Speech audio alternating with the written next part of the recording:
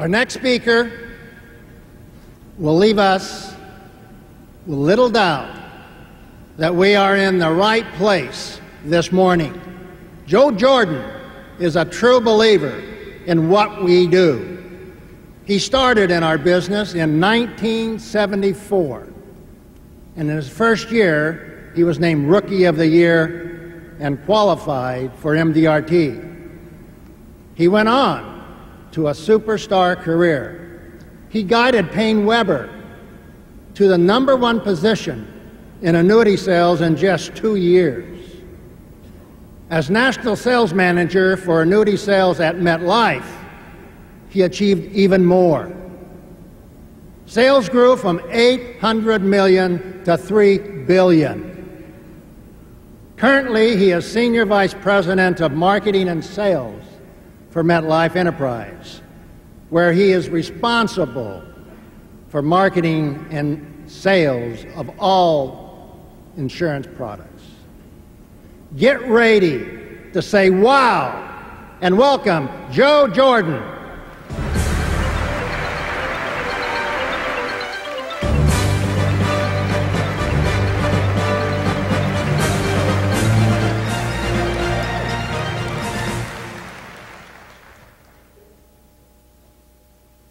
I want to thank you for letting me be the opening speaker at this year's $1 Million Roundtable, because it helps me to fulfill my mission and purpose in life, and that is to seek out venues to tell people who are in the life insurance business something that you seldom hear but that you richly deserve, and that is that you live a life of significance. And let's look at the facts.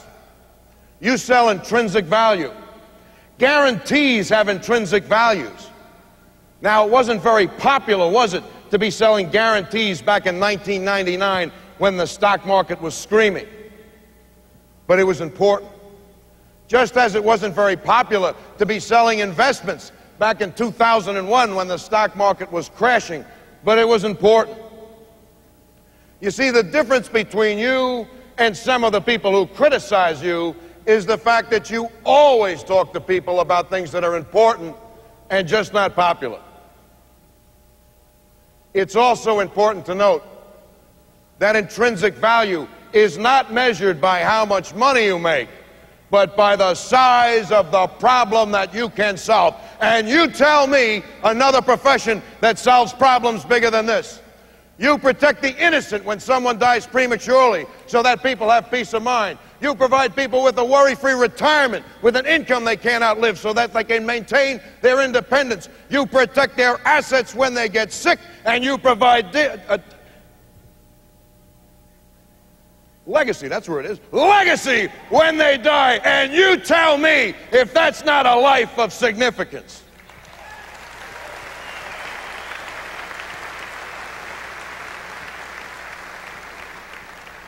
You freeze up here, you know, it gets hard.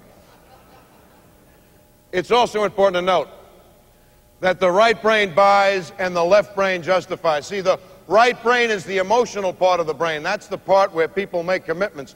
The left part is only the part where the analytical end is. And ladies and gentlemen, I think that we have allowed ourselves to be seduced in the past decade by a raging bull market, by advances in technologies and illustrations, the acquisition of new products and services, that in our quest to be like everyone else, we have become just like everyone else, marginalized by the commodity-type products that we sell. And today is the day that we recapture our soul to sell the products that are important and just not popular.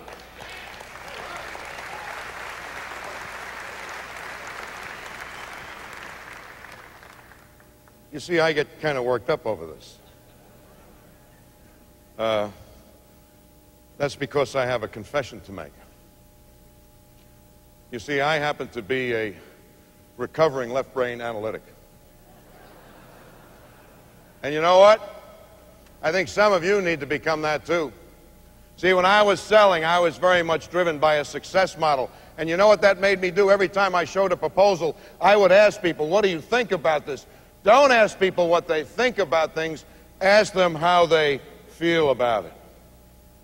When you're asking people to think, you're communicating with them. When you're asking people to feel, you're connecting with them. When you're asking people to think, you're looking for a decision. When you're asking people to feel, you're looking for a commitment. When you're asking people to think, you're dealing with their net worth. When you're asking people to feel, you're dealing with their self-worth. Dr. Tony Coppola has it right. He's a famous sociologist who tells us that humanistic sociology has got it all wrong. He says that science thinks that the essence of self is something that needs to be discovered through introspection. The essence of self is not something that needs to be discovered through introspection. It needs to be created by what you think the future will be. The only way that people create self, meaning, purpose, and commitment in life is to figure out what their future will be. The future determines who we are. See, the old Hebrew Bible had it right. It says that when the old men stop dreaming dreams and the young men lose their vision, the people perish. And when you show someone a plan, you help those people envision what their future can be. The products that you sell help to guarantee that future. In short, you give meaning and purpose in people's lives, and tell me that that's not a life of significance.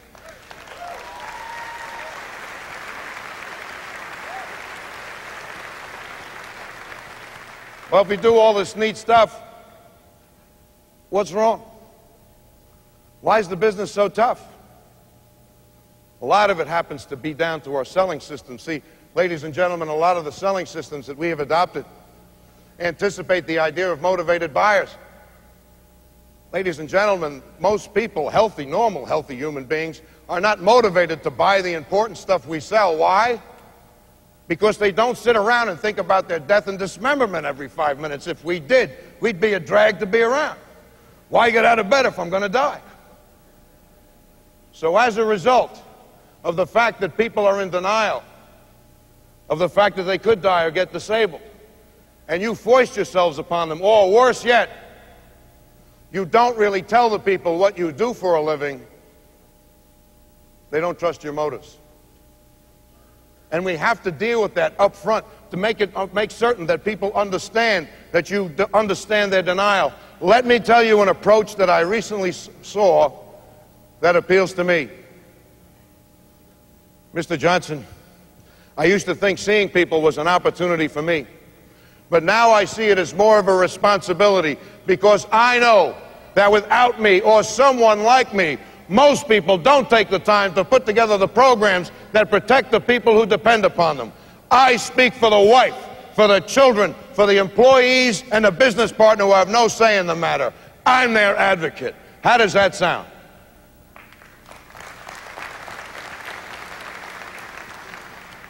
I could say that all day long, because you could be on your toes and not your heels. You see, ladies and gentlemen, this business is not about you, and it's not about he or she you happen to be speaking to. It happens to be about them, the innocents who are afflicted by the decisions or non-decisions that are made. But you know, ladies and gentlemen, we have some critics. They're called beneficiaries. Do you know that the average person in the United States is insured up to only 2.5 times his income? It begs the question, how long do you expect to be dead? Contrast that with the World Trade Center debacles, where wrongful death suits came up to 20 to 30 times the amount that the people had made. You must start selling the coverages that people need, where beneficiaries don't just survive, but they thrive. Think of how you will feel, or better still, how the community will feel about you when you start delivering death claims that are 10 and 20 times the amount of income. That is what your sacred charge, and that's what living a life of significance is all about.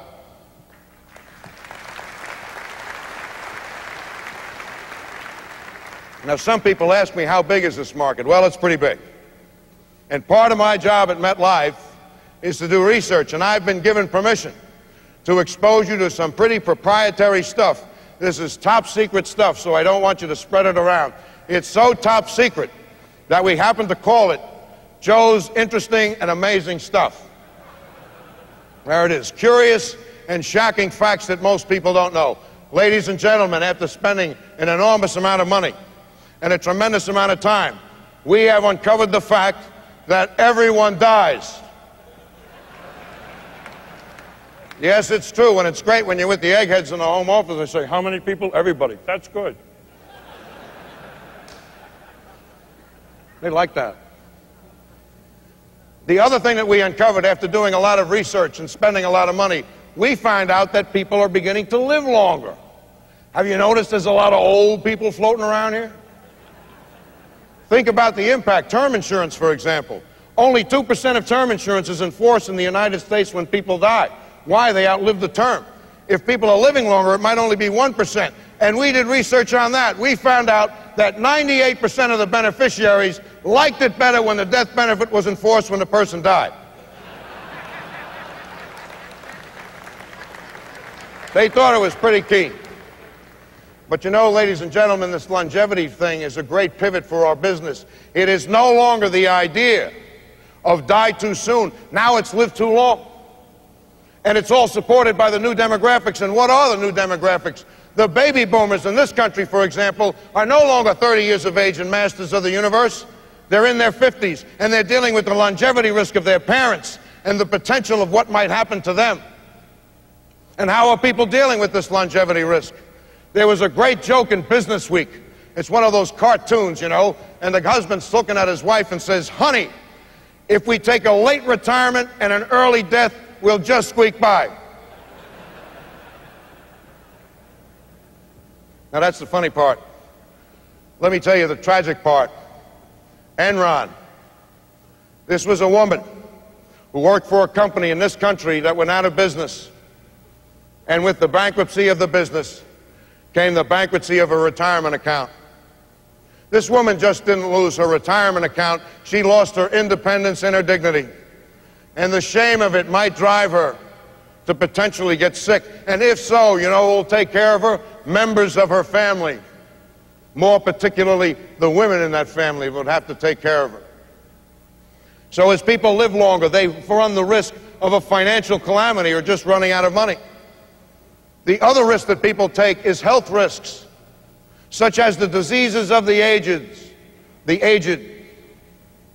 Ronald Reagan, the former president of the United States, passed away last week, almost 10 years from the time he announced that he had Alzheimer's.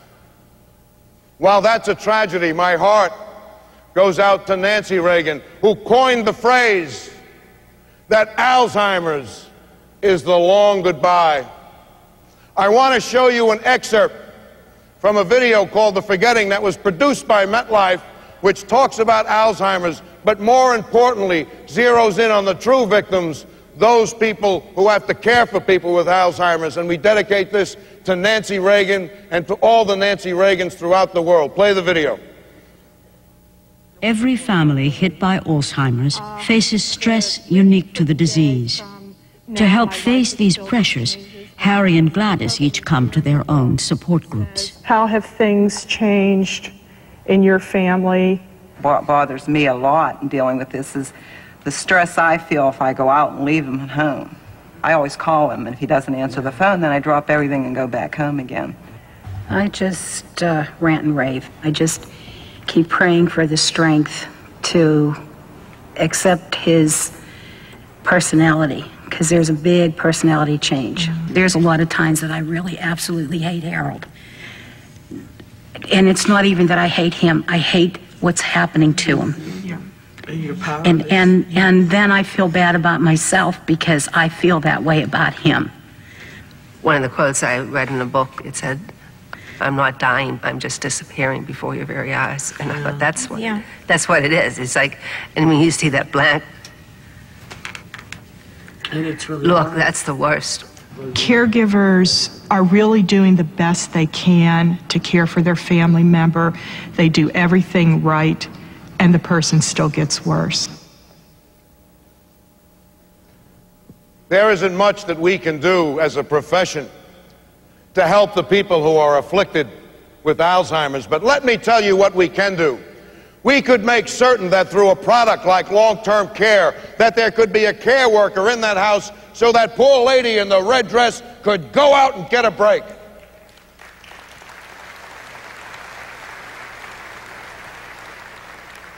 So that she knew that she could at least maintain her own physical health, her mental health, and also her financial wealth. And you know, ladies and gentlemen, one of the things that got me to this point in terms of my thought process is a hero of mine who happens to be in this room.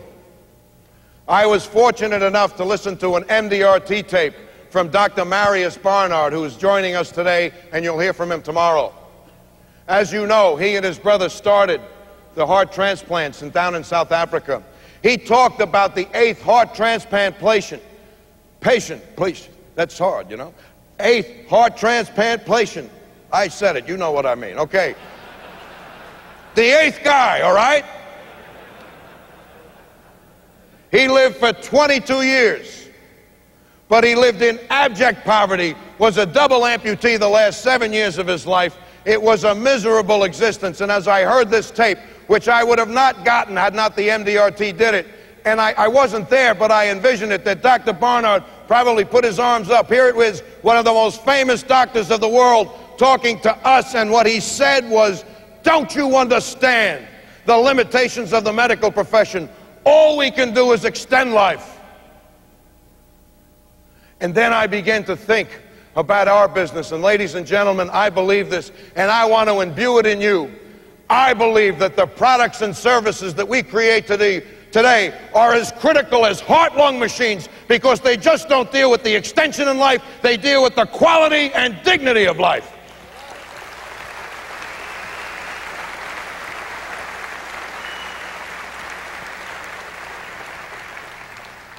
And it also got me to think that perhaps with the products or services that I could create or motivate people to do, that through you, see, because you deal with the public, I don't, that through you, people like me and all of the home offices around the world, that your efforts allow us to live a life of significance, and I want to thank you for that.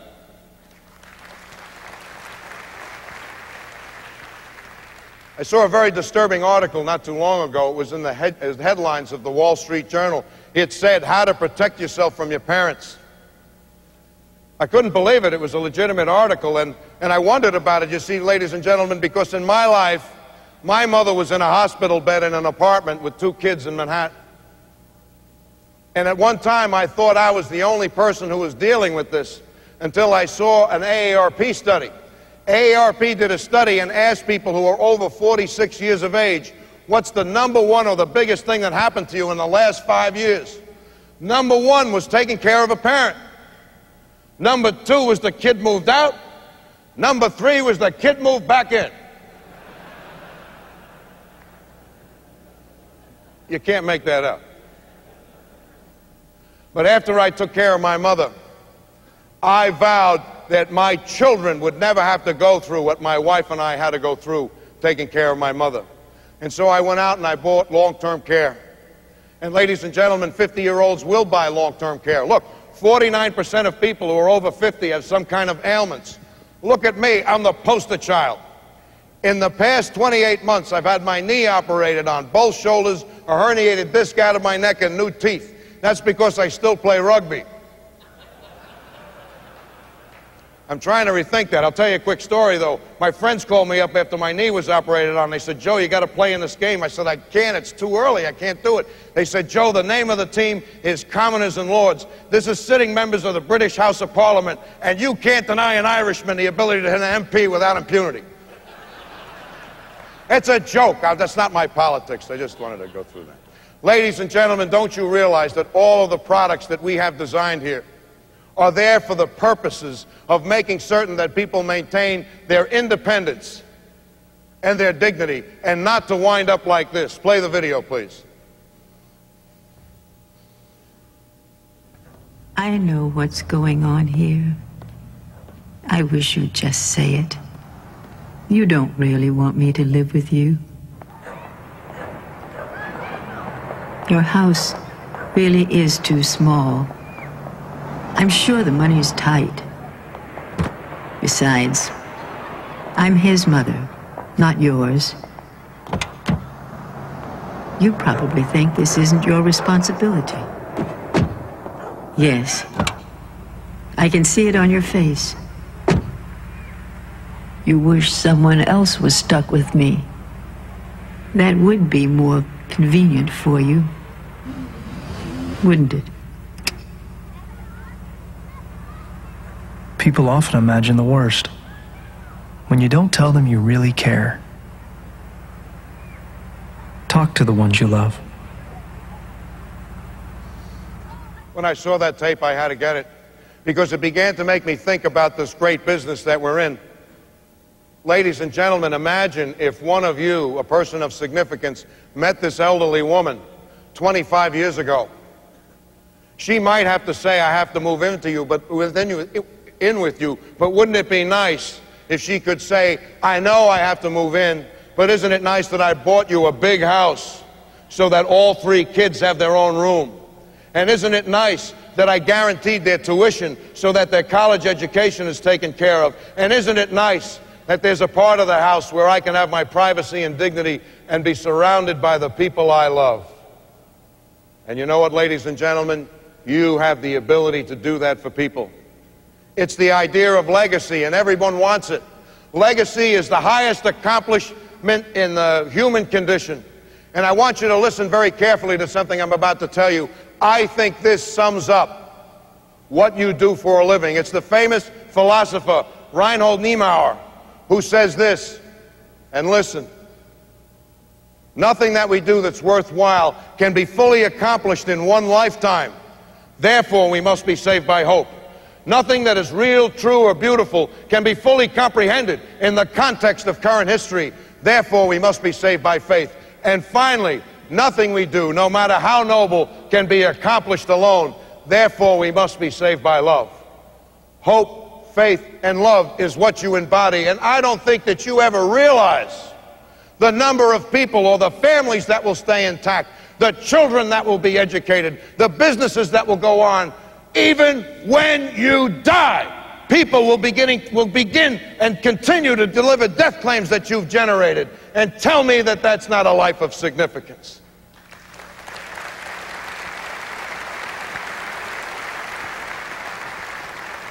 And in closing, I want to end on a personal note.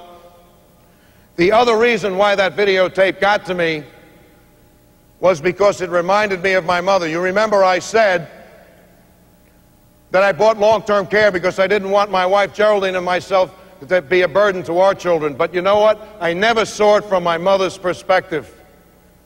And that's what that video brought out. And I'll always be sorry for perhaps the times we weren't too charitable with her, just to break some of the tension. But you know, I'd like to show you my mom now. I'd like to put her on the screen. There's another part to my mother's story. Those are my 2 sisters, and not long after it, my brother came, and then I came. And when I was 6 months old, my very successful attorney father died without life insurance. And my mother then had to go out and work as a secretary to raise all of us. She had to make some very hard decisions.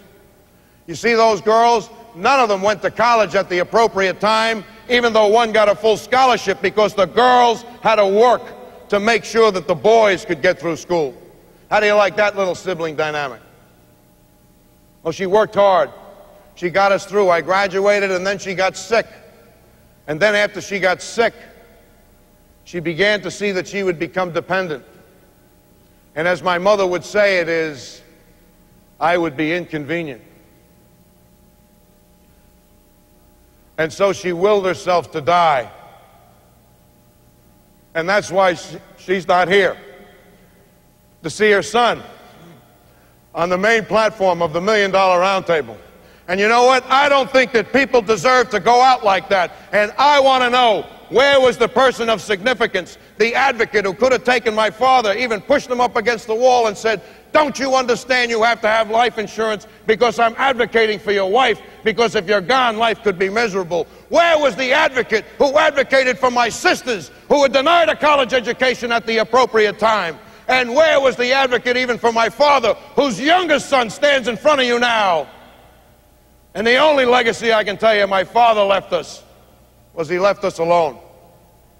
You have to understand what your sacred trust is. You have to overcome your call reluctance. It has to come from the heart to go out and find people like the elderly woman or my mother, because you have to protect them. You have to help people ask the questions they cannot ask unaided with you, which is what would happen if I'm not here to be around to take care of my family. And finally, you have permission to be confrontational with people because you're dealing with their most precious asset, their children and their legacy. And if someone is disrespectful of you or treats you like a used car salesman or says you're a pushy salesman, do you know what you tell them? What I do for a living is I protect the innocent when someone dies prematurely. I provide a worry-free retirement that people can't outlive. I protect their assets when they get sick, and I provide legacy when they die, because I, meaning you, live a life of significance. Thank you.